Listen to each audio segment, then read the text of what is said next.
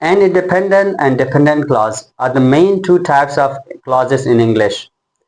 The difference is an independent clause can work alone as a complete sentence, but a dependent clause, that is also known as a subordinate clause, needs to join with an independent clause to make a complete sense. Hi everyone, welcome back to the channel. This is Sam Baltistani.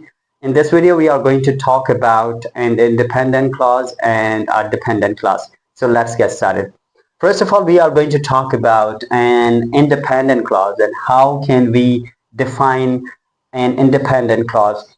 An independent clause is a group of words that contains a subject and a verb and expresses a complete thought.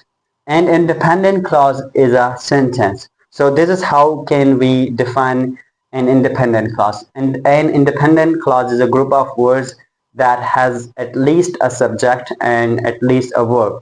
And it also gives us complete meaning.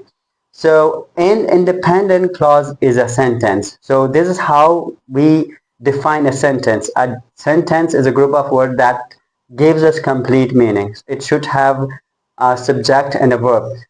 So we can see that an independent clause is a sentence, but not every sentence is an independent clause. So there is a little bit difference between an independent clause and a sentence. So we will try to clarify this mystery in upcoming videos. So we have three examples here. So how do we define an independent clause? That we already defined it.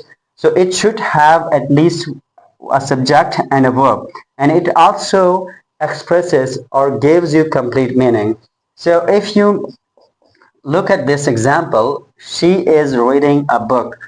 So in this sentence, we have two things, right? A subject and a verb. And we already said that an independent clause should have a subject and a verb, and it gives you a complete meaning. So when you read this sentence, the first thing you come to know, there is a subject and there is a verb. And it also gives you complete meaning or complete thought. So we can call it an independent clause, or we can call it a sentence. So she is reading a book is a complete sentence, or we can say that this is an independent clause. The second sentence is they went to school. Here we also can find two things, a subject and a verb. So an independent clause should have these two things, at least one subject and at least one verb.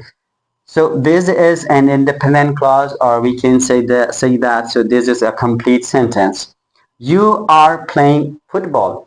In this sentence, we also can find two things, subject and a verb, and it also gives you complete meaning. So this is the definition of independent clause.